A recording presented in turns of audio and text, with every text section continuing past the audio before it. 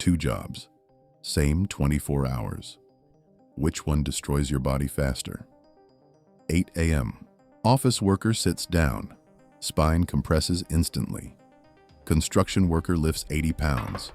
Lower back under strain. 12 p.m. Office worker still seated. Hip flexors tightening. Construction worker sweating. Heart rate elevated for hours. Blood circulation slowing in legs. Grip strength already fading. 4 p.m. Office worker's eyes dry. Head pounding. Construction worker's knees absorbing repeated impact. Metabolism slowed from inactivity.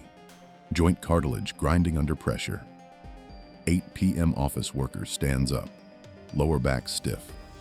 Construction worker finally rests. Muscles inflamed. Core weakened from sitting all day. Micro tears forming in muscle fibers. 12 a.m. Office worker struggles to sleep. Brain overstimulated. Construction worker sleeps deeply. Physical exhaustion wins. One body breaking silently, the other breaking physically.